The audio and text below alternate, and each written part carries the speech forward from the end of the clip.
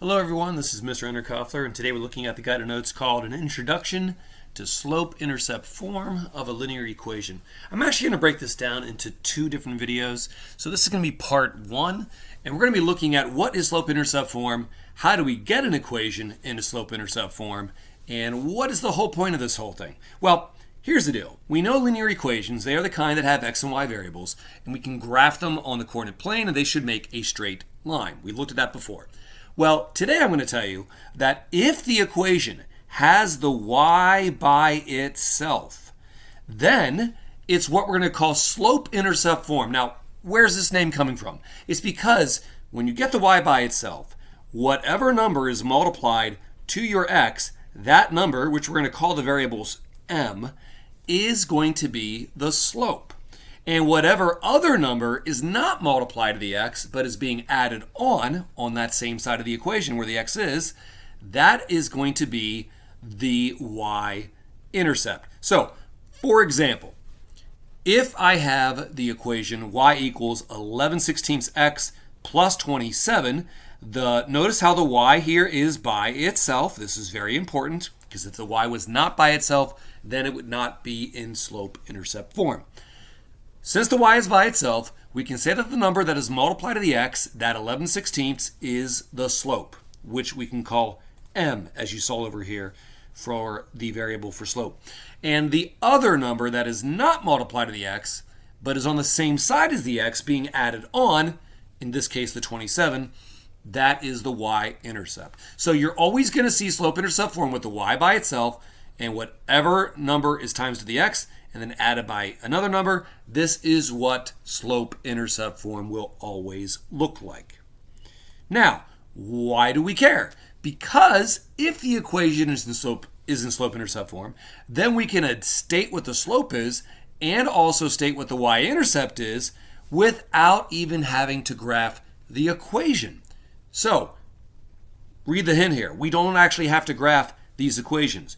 We can just make sure that they are in slope-intercept form first, and then we will be able to find what the slope is and what the y-intercept is for that equation, even though we're not going to graph it.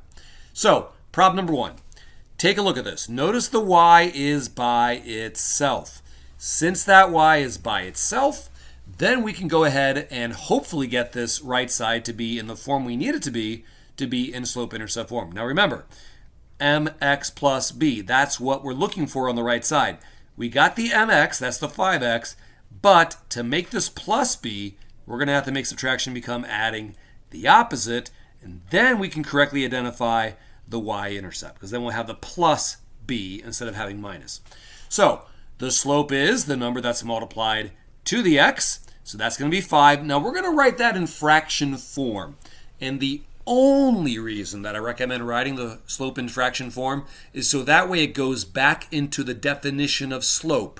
You might recall change in y for the numerator, change in x for the denominator. That's the definition of slope, and that's why I'm going to be in the habit all throughout this page of writing the slope in fraction form. You don't technically have to be considered right, but when you get to algebra, you're going to learn how you can actually use the slope to graph an equation. So I want to get you in good habits, so keeping that slope in fraction form or writing the slope in fraction form is going to be helpful for the future. All right, where was I? What about the b? What about the y-intercept? Well, it is -6, so go ahead and write those things down. Slope is 5/1, y-intercept is -6. Now that one, I'll admit, was easy. The y was already by itself. Will every equation always be like that? No. Take a look at number 2. Notice here, the y is not by itself. It's being multiplied by 8. So what you're going to need to do in all of these problems is ask yourself, what's happening to the y? Because our goal is to get the y by itself, so that way it ends up in slope-intercept form. So whatever's happening to the y, we will do the inverse of that to get the y by itself. So the inverse of multiplying by 8 is going to be dividing by 8. Go ahead and start writing this down on your paper. We'll divide by 8 on the left. We'll also divide by 8 on the right. Now, left side's going to be really easy. That's going to give us 1y, which is just y. No big deal. Mission accomplished, by the way. We got the y by itself. However, there's something I need to tell you about. when you have addition and you are dividing it by a number, that number has to divide into both parts of the sum, both parts of the addition problem. This is actually an extension of the distributive property. Now, you might recall distributive property is when you had a multiplier to an addition problem. Well, but it still is a distributive property when you're dividing into an addition problem. So here's what I need you to write down. It's not just the negative 4x that gets divided by 8. It's also the 24 gets divided by 8. And the cool thing is you can actually make that negative 4x as negative 4 and then put the x to the right of the fraction. All right, let's simplify. Negative 4 over 8 is simplifying to negative 1/2. Keep the x to the right. 24 divided by 8 is 3. Now what can I do? Now I can follow the directions and state what the slope is and state what the y-intercept is. The slope is the number that is multiplied to the x, and the y-intercept is the other number that's being added to the right of that, so that is 3. All right, problem number 3.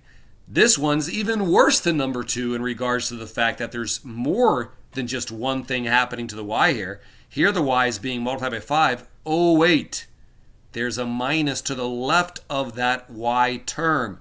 You need to make it adding the opposite anytime the minus is to the left of the y part. So let me restart this.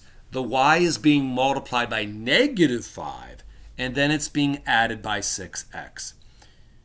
Due to going reverse order of operations, so instead of PEMDAS, flip that around, SADMEP, you're going to have to do the inverse of the adding or subtracting first.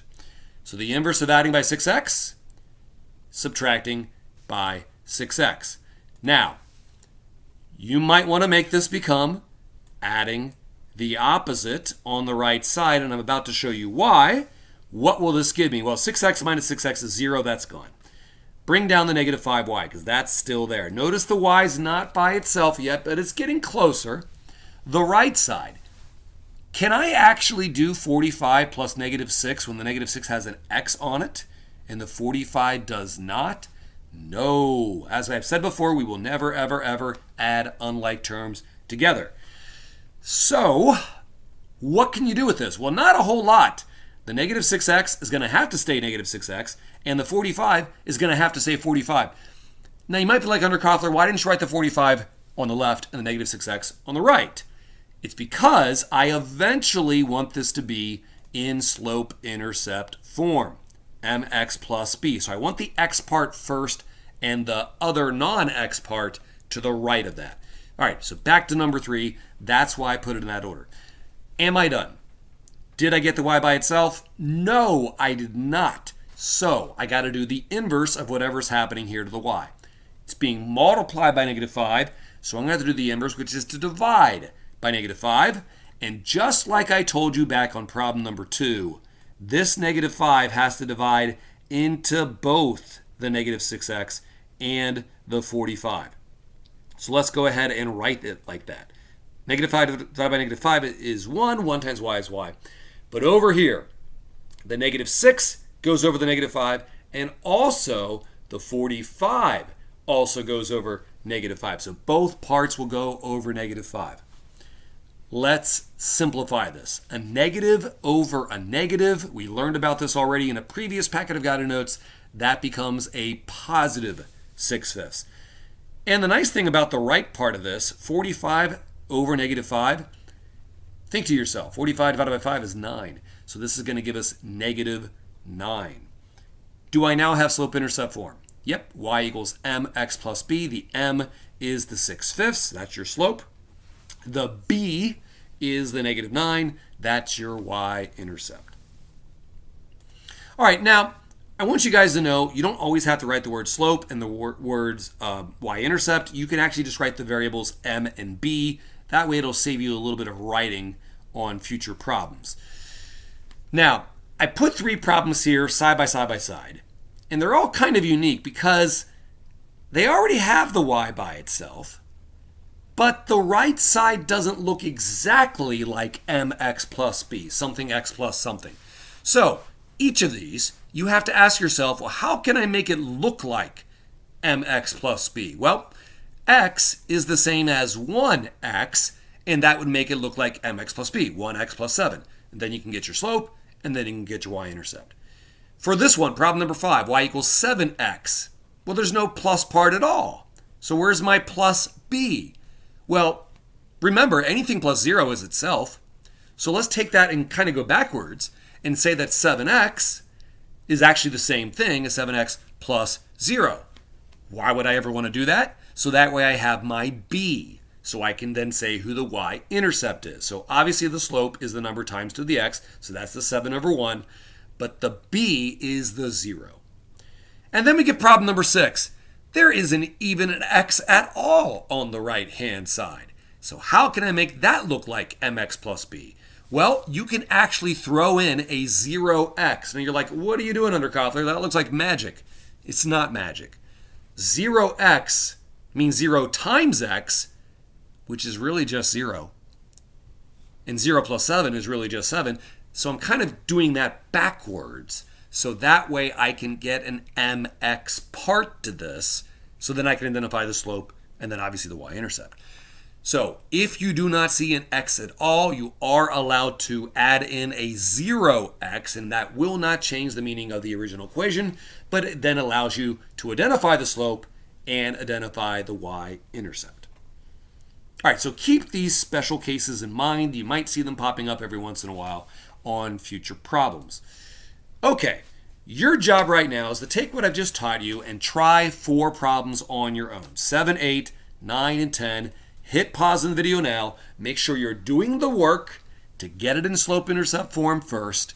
And then after you have that y by itself and you have the mx plus b part on the right, then you can go ahead and identify the slope and the y-intercept. So hit pause now. Do 7, 8, 9, and 10 on your own, and then hit play when you're ready to see how you did.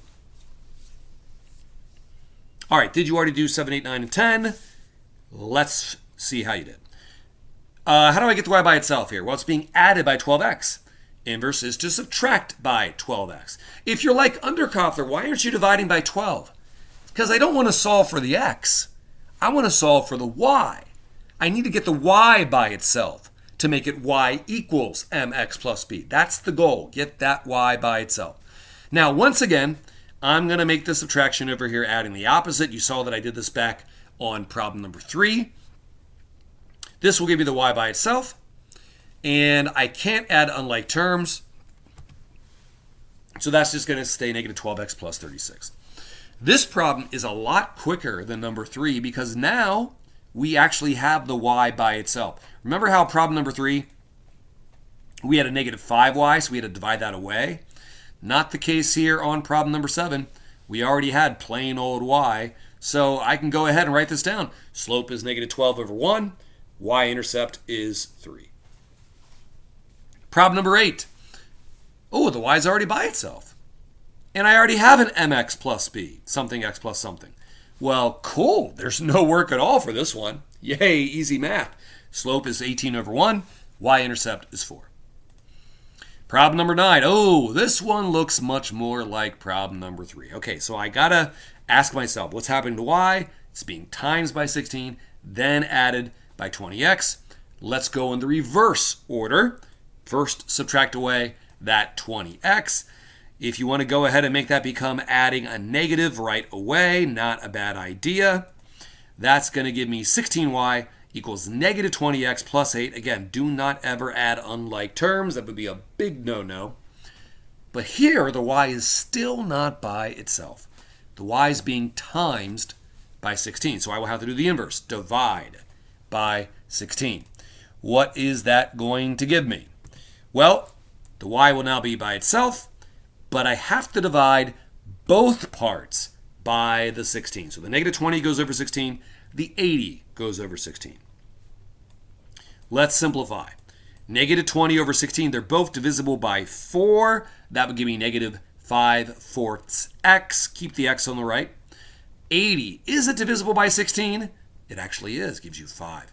So the slope is negative 5/4. The y-intercept is 5. And finally, number 10. Oh, the y is already by itself. But this right side doesn't really look like mx plus b. How can I make it look like mx plus b? Well, x is the same thing as 1x, but where's my plus b? I don't have a plus b.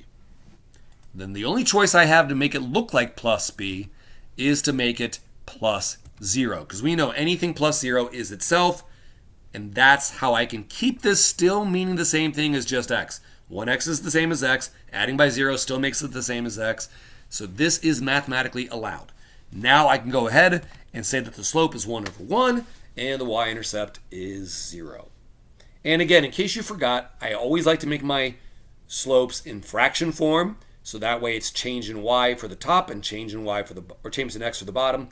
And I like to make the y-intercept does not need to be in fraction form. There's no benefit to that being a fraction. All right, that is it for part 1 of this video. I'll do the rest of the guided notes as a separate video, so thank you for watching this one. We'll see you next time.